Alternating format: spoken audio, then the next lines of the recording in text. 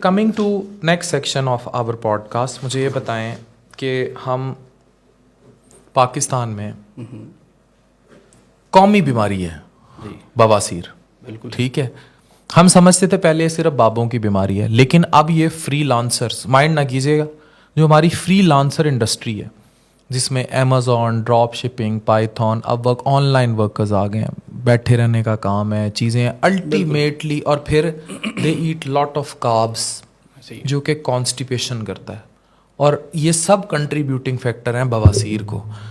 ایک وقت تھا کہ لوگ اس بیماری کو اچھوت سمجھتے تھے، بالکل ویسے جیسے آج تک ہم مردانہ کمزوری کی سائنس کو نہیں سمجھ پائے. حق خطیب اور اقرار الحسن والی فٹ بال چل رہی ہے، ٹھیک ہے.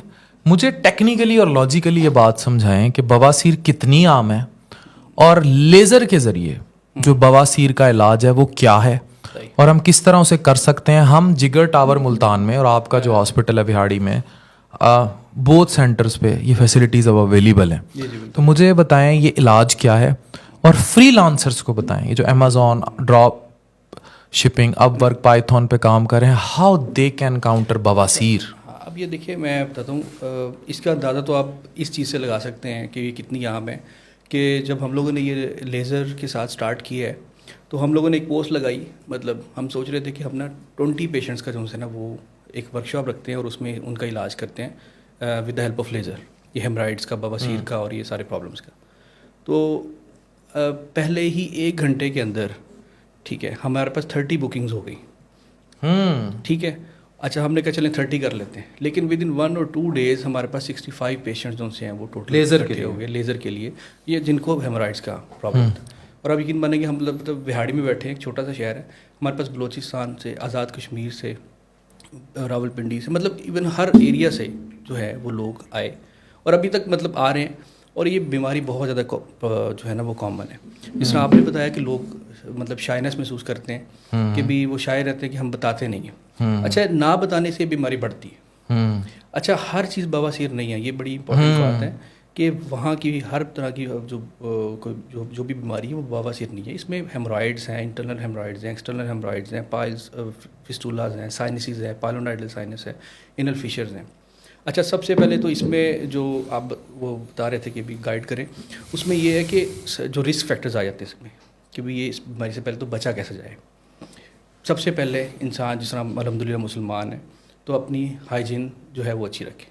ہائیجینکلی اگر ہم اچھے رہیں گے تو آپ ٹیشو پیپر کا استعمال نہیں، پانی کا استعمال، اور گڈ ہائیجین رکھیں گے، بالوں کی صفائی، یہ سب کچھ یہ ساری چیزیں اندر انکلوڈ ہے نا ہائیجین کے اندر. تو اس سے کافی زیادہ فائدہ ہوتا ہے. دوسری بات، اپنا جو لائف سٹائل ہے، مطلب جو عوام ریڑیاں تے بہ کے چاول نال ہاتھ نال پاندی ہے نا، انہوں نے ہائیجین نہیں سمجھ آتی، انہوں نے دسنا پیندا ہے، ان کو تو کر کے دکھانا پڑتا ہے. اچھا خیر، ٹھیک ہے نا. تو دوسرا یہ کہ آپ نے جو ہمارے جس طرح ہمارا جو علاقہ ہے، مطلب چٹپٹے کھانے، مرچ مسالے والے، ٹھیک ہے، آئل یوز کرنا تو بہت زیادہ، ٹھیک ہے نا، یہ جو چیزیں ہیں، فاسٹ فوڈ، ٹھیک ہے، یہ ساری چیزیں اس کی رسک فیکٹر ہیں. پھر اس کے علاوہ جو لوگ بیٹھ کے کام کرتے ہیں، کافی دیر تک کام کرتے ہیں، فری لانسرز ہیں، کمپیوٹر پہ آن لائن ورکرز ہیں، کال سینٹرز پہ کام کرنے والے. میں بڑا کیٹاگوریکلی اس لیے ٹارگٹ کر رہا ہوں، یہ بہت بڑی پاپولیشن ہے اور آنے والے وقت میں بڑھے گی. پوری رات یہ بیٹھتے ہیں، سلانٹیاں، چپس، پاپڑ کھاتے ہیں، ٹھیک ہے، مرنڈے، اسٹنگیں انہوں نے رکھی ہوتی ہیں، سگریٹ ہاتھ میں ہوتے ہیں لڑکیوں کے بھی، اور یہ اس قبض کا شکار ہوتے ہیں. کاپ زیادہ کھاتے ہیں، رات اٹھے فریج سے چاول پڑے ہیں، پوری پلیٹ لد لی، کھائی، پھر کھا لی، رات کو بیٹھے رہتے ہیں، قبض ہوتی ہے، اینڈ الٹیمیٹلی کنٹریبیوٹ کرتا ہے بواسیر کو. زیادہ بیسٹ ہے کہ انسان نا اپنے جو مطلب میں تو اپنے پیشنٹس کو بھی مشورہ دیتا ہوں، آپ بھی دیتے ہیں، مطلب آپ کا بھی گیسٹرو کا سارا ہے، فائبر ڈائٹ، ٹھیک ہے، وہ بہت امپورٹنٹ ہے. بتائیں کیا ہے فائبر ڈائٹ میں؟ مطلب آپ جو ہر کھانے کے ساتھ میں تو یہ کہوں گا کہ آپ سیلڈس بھی لیں، مطلب اسقبول کا چھلکا ہو گیا، سیلڈز ہو گئے، فروٹس ہو گئے، سبزیاں ہو گئی، ان چیزوں کے اوپر آپ لوگ زیادہ ڈپینڈنٹ ہیں.